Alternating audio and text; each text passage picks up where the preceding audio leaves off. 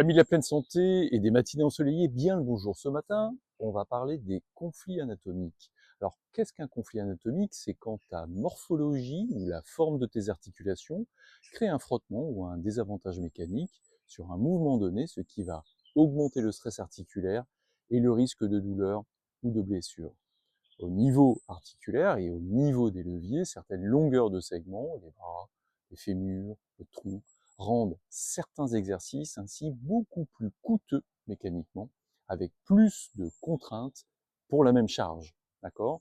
Les autres conséquences sur l'entraînement, évidemment, eh bien, ça va être qu'une charge va être perçue comme plus élevée pour un même exercice.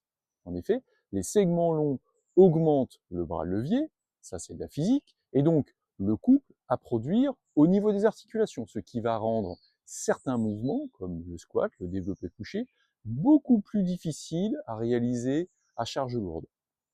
En musculation, donc, les bras et les fémurs longs augmentent l'amplitude et la distance de déplacement de la barre sur le développé couché, par exemple, et le squat, et vont donc nécessiter beaucoup plus de force et de contrôle pour cette même charge. Cette proportion, donc, favorise souvent des mouvements comme le soulevé de terre ou les tirages, où les longs segments peuvent ainsi devenir un atout, alors que les mouvements de poussée lourd en barre deviennent moins naturels et moins efficaces. D'accord? Donc, on va adopter intelligemment son entraînement en fonction bien, de sa physiologie et remplacer ainsi certains exercices pour des personnes qui ont des longs segments, comme le développé couché par du développé haltère, d'accord, pour ainsi ajuster la trajectoire et réduire les contraintes sur l'épaule et mieux respecter ainsi l'axe articulaire. C'est exactement la même logique pour le bas du corps.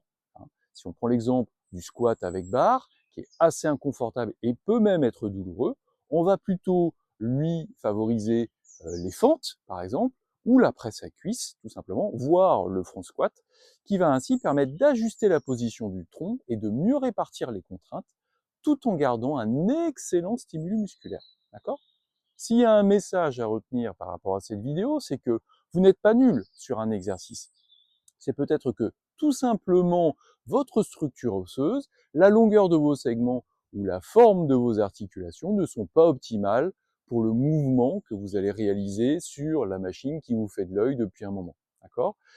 L'objectif n'est pas de forcer un exercice, mais de trouver la variante qui va respecter votre morphologie et vous permettre ainsi de progresser sans douleur et avec une bonne marge de sécurité.